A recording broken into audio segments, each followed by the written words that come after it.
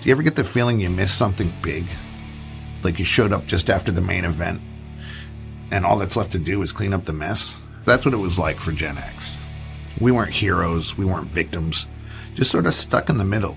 Too late for the idealism, but too early for the chaos. A generation raised in a lull, the last kids of peace. No drafts, no great wars, no defining battles. We were born in the aftermath of World War II's glory and the fading smoke of Vietnam, but before the endless wars of the 21st century. The world was supposed to be getting better, more stable, more advanced. For a while, it looked like maybe it was. But peace is a strange thing. If you don't have to fight for it, if you didn't earn it, you take it for granted and it starts to feel hollow. And we know what they say about idle hands and idle minds. Boredom sets in and human nature takes over. Before you know it, we were all kicking the hornet's nest. But before we get into it, please like, subscribe, don't be a poser. They called it a Cold War, but for us, it was just the background noise of childhood. We grew up in the shadow of mushroom clouds, told that any moment the world could end in a flash of white light. We were hiding under elementary school desks, useless duck and cover drills, maps on the news showing missile ranges, Reagan calling the Soviet Union the evil empire. It was all so dramatic, so cinematic, and then nothing. The nuclear holocaust didn't happen. There was no world-ending showdown. The USSR imploded under the weight of its own corruption, and suddenly, the enemy we were warned about our whole lives just disappeared.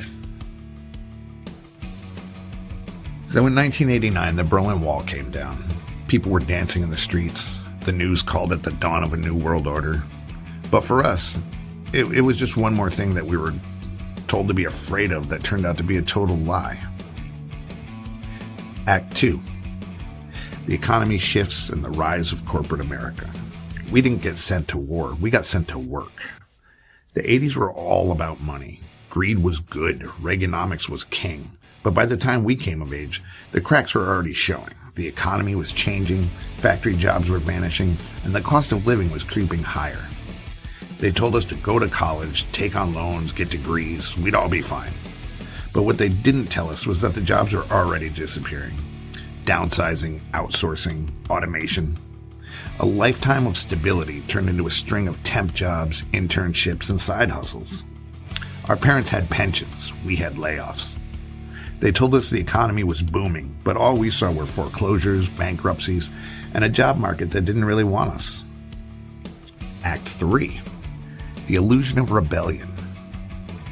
When there's no war to fight, you start looking for something else to push against. For us, it was the system, the machine, the corporation selling us Mountain Dew and calling it rebellion.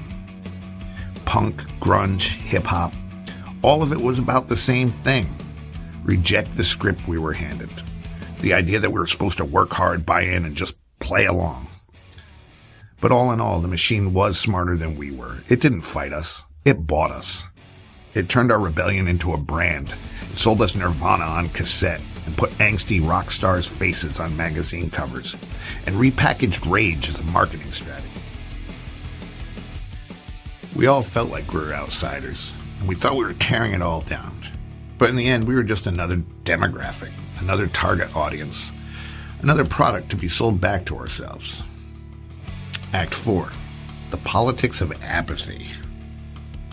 We grew up watching Watergate hearings, listening to Iran-Contra scandals, and seeing politicians lie through their teeth on live television. By the time we were old enough to vote, we'd already learned the lesson. It didn't matter. The system wasn't broken. It was working exactly as they intended it. Bill Clinton was playing saxophone on Arsenio Hall and selling himself as a cool president. But actually, NAFTA was gutting American jobs, and welfare reform left millions in poverty. We watched the 2000 election unfold like a slow-motion car crash. Hanging chads, Supreme Court rulings, an election decided not by voters but by lawyers. And when 9/11 happened, everything we thought we knew about peace just vanished overnight. Act 5. The illusion of stability and the dawn of endless war. September 11th, 2001 shattered whatever illusions we had left. For the first time in our lives, America was at war. Not a Cold War, not a proxy war, a real boots on the ground, bombs in the air kind of war. Suddenly, the cycle started over. The same fear, propaganda, the same lies wrapped in patriotism. The government told us Iraq had weapons of mass destruction, that we had to fight for freedom, that we had to trade liberty for security. The younger generations were shipped off to fight in deserts most Americans couldn't even find on a map. And we were old enough to remember Vietnam, to recognize the pattern, to see history starting to repeat itself in real time. We were pretty sure how this was going to end, but nobody was listening. Act 6, the burnout generation. In 2008, by the time the Great Recession hit, we were already used to being disappointed. We watched the housing market collapse, Wall Street get bailed out, and regular people lose everything. The economy was rigged, the system was broken, and we were just supposed to accept it. So we did what we always did. We rolled our eyes, kept our heads down, and survived, because that's what Generation X does. Survive.